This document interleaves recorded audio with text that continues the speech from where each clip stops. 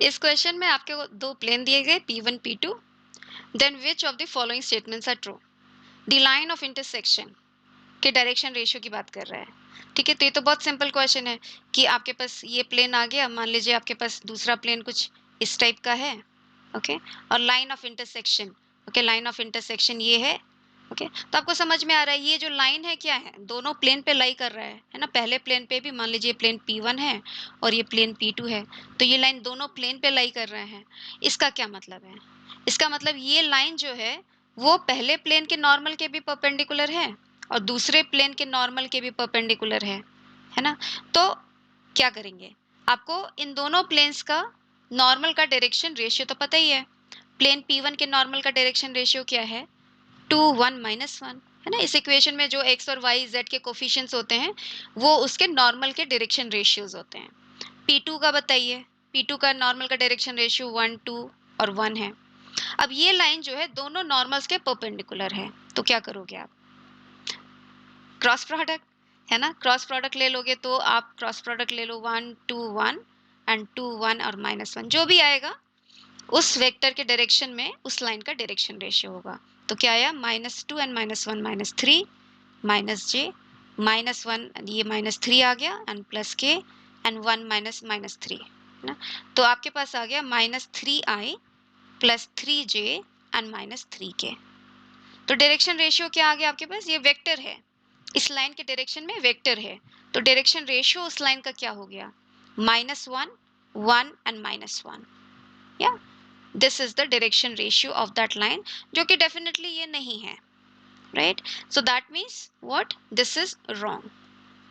दूसरा देखिए, the line this is perpendicular to the line of intersection of P1 and P2। अब intersection line का direction ratio तो हमें पता ही कर लिया, है ना। ये है मेरा इंटरसेक्शन, इसको मान लेते हैं लाइन L है, तो L का डायरेक्शन रेशियो हमें पता चल गया, ये है। अब इसके परपेंडिकुलर है कि नहीं इस लाइन के, तो पहले तो इस लाइन का हमें डायरेक्शन रेशियो पता चल जाए तो हम देखेंगे कि डॉट प्रोडक्ट 0 है कि नहीं है। तो इस लाइन का डायरेक्शन रेशियोज बताइए। देखिए सिमेट्रिक फॉर्म लग रहा है बट है नहीं, ओके। इसमें x को अकेला छोड़ना पड़ेगा आपको, है ना। x को छोड़ अकेला निकालने के लिए आप क्या करोगे, 3 से डिवाइड कर दोगे, ठीक है। 3 से ऊपर नीचे डिवाइड करिए, क्या आता है, ये आ गया, ठीक है। इसमें देखिए y का कोफिशिएंट -3 है, तो आप -3 से डिवाइड कर दो, तो y अकेला छूटा यहाँ पे, 1/-3 से आप डिवाइड कर रहे हो, तो ये माइनस डिनोमिनेटर में भी सेम काम करेंगे ना, सो -3। और ये वाला तो ठीक है, इसमें कोई दिक्कत नहीं है, ये। तो क्या आया आपके पास, इस लाइन का डायरेक्शन रेशियो क्या आ गया आपके पास, ये 3 -3 3 या 1 -1 1, रेशियो बोल रहे हैं ना, तो नंबर से कोई फर्क नहीं पड़ता, ओके, हमें जस्ट रेशियो चाहिए। तो ये लाइन का डायरेक्शन रेशियो हो गया। तो बी पार्ट के लिए हमें क्या करना पड़ेगा, डॉट प्रोडक्ट देखिए इनका 0 है कि नहीं है, ठीक है, बताइए। 1 -1 और 1 का डॉट प्रोडक्ट विथ -1 1 और -1 क्या आता है आपके पास, -1 -1 and -1, is it? Yeah, so it's not 0, right? You are getting -3, not 0, ठीक है। तो मतलब ये परपेंडिकुलर नहीं है। सी वाला पार्ट देखते हैं, इसमें बोल रहा है the acute angle between P1 and P2 is 60 degree. मतलब ये प्लेन है आपका, ये प्लेन है, इनके बीच का एंगल पूछ रहा है, एक्यूट एंगल। तो आपको पता ही है कि दो प्लेन के बीच का एंगल या उनके नॉर्मल के बीच का एंगल सेम ही है। नॉर्मल के बीच का एंगल निकाल लेते हैं, प्लेन के बीच का एंगल निकालने के लिए नॉर्मल के बीच का एंगल निकालिए। तो नॉर्मल के बीच का एंगल निकालिए, मान लीजिए अल्फा है नॉर्मल के बीच का angle, okay. So what is my cos of alpha, क्या करेंगे आप, a dot B upon modulus of a modulus of b, ऐसे करते हो ना, modulus of a modulus of b। a क्या है मेरा, पहले प्लेन के नॉर्मल का डायरेक्शन रेशियो, ओके, वो क्या है 2 1 एंड -1, देखिए ये, ओके। दूसरे का डॉट करते हैं, देखिए हम ऐसे कोऑर्डिनेट टाइप से लिख रहे हैं, इसको आप हमेशा फैला के लिख सकते हो, 2i + j - k, i + 2j + k, okay, फर्क नहीं पड़ता इसलिए नहीं लिख रहे हैं। क्या है आपके पास, मॉडुलस ऑफ a 4 + 1 + 2 6, √6 इंटू √6, है ना, a का मॉडुलस। तो क्या है आपके पास 2 and then what is +2 and -1 upon 6, okay. तो आपके पास क्या आ गया 3/6, दैट इज हाफ। तो आ गया ना आपके अल्फा की वैल्यू। आपको एक्यूट एंगल रिपोर्ट करना है तो आप कौन सी एंगल रिपोर्ट करोगे, 60 डिग्री, 60 डिग्री या हाँ 60 डिग्री बोल रहे हैं तो 60 डिग्री लिख लेते हैं, ये वाला एंगल, ठीक है। ए एक्यूट एंगल इज 60 डिग्री, तो ठीक हो गया। लास्ट एक और देख लेते हैं, डी पार्ट क्या बोल रहा है आपका। डी पार्ट बोल रहे हैं if P3 is the plane passing through this point and perpendicular to the line of intersection of P1 and P2, ठीक है। अभी अभी बोला कि जो लाइन ऑफ इंटरसेक्शन है उसका डायरेक्शन रेशियो ये है, ठीक है। और प्लेन कहाँ से पास हो रहा है, इस पॉइंट से।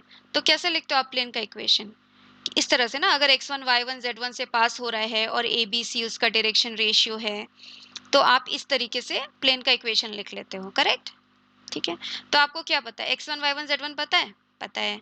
a b c पता है, a b c क्या है, प्लेन के नॉर्मल का डायरेक्शन रेशियो, ठीक है। और प्लेन का नॉर्मल कौन है, बोल रहे हैं ना कि perpendicular to the line of intersection of P1 and P2, मतलब ये जो लाइन है उस प्लेन के परपेंडिकुलर है ना। ये वाले लाइन जो अभी निकाली आपने उस प्लेन के परपेंडिकुलर, मतलब ये नॉर्मल है, मतलब ये नॉर्मल का डायरेक्शन रेशियो है। तो आप क्या करोगे, बस यही है आपका ए बी सी, है ना। तो लिखिए a times x minus x1, okay, x1 क्या है 4, b क्या है 1, y minus y1 is 2, c क्या है -1, so z minus this is equal to 0।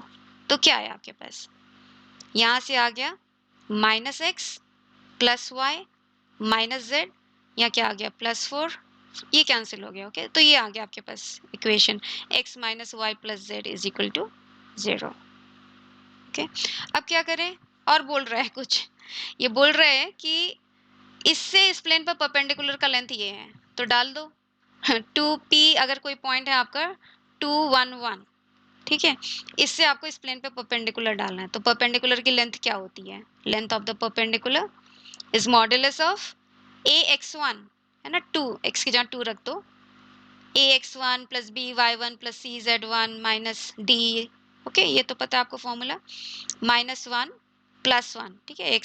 x की जगह 2, y की जगह 1, कांस्टेंट तो कुछ है नहीं, okay, upon under root of 1 square plus 1 square plus 1 square, okay. क्या है आपके पास 2/√3, ठीक है।